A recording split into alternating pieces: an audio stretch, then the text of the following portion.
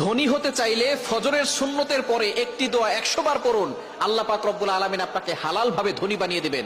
এটা নবীজি সাল্লাল্লাহু আলাইহি ওয়াসাল্লাম নিজে জানিয়ে দিয়েছেন। মুসনাদে আহমদের হাদিস, তাবরানী শরীফের হাদিস। নবীজি সাল্লাল্লাহু আলাইহি ওয়াসাল্লাম জানিয়ে দিয়েছেন চমৎকার একটি ছোট্ট দোয়া, ছোট্ট একটি বাক্য। নবীজি সাল্লাল্লাহু আলাইহি ওয়াসাল্লাম বলেছেন, এই সময় যদি এই বাক্যটা 100 বার পড়া হয়, আল্লাহ পাক রব্বুল আলামিন তাকে হালাল ভাবে ধনী বানিয়ে দিবেন।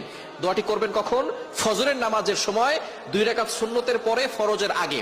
মনে রাখবেন, আজানের পরে, একামতের আগে এই সময়টা আমরা অনেকেই মসজিদে গিয়ে চুপচাপ করে বসে থাকি।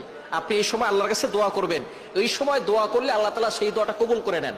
আর দোয়া লা ইউরাদ্দু বাইনাল আযানি ওয়াল ইকামা, তিরমিজি শরীফের হাদিস, আবু দাউদ শরীফের হাদিস। আযান ও ইকামতের মাঝখানে দোয়া করলে সেই দোয়াটা কবুল ফিরিয়ে দেওয়া হয় না, সেই দোয়া কবুল করা হয়। আপনি যখনই যেই নামাজে মসজিদে যাবেন, আজান দিয়েছে, একামত হতে একটু দেরি হয়, আপনি সুন্নত পড়ে চুপচাপ বসে থাকবেন না, গল্প করবেন না, আপনি আল্লাহর কাছে দোয়া করবেন। আল্লাহ তাআলা আপনার সকল দোয়াগুলো কবুল করবেন। ফজরের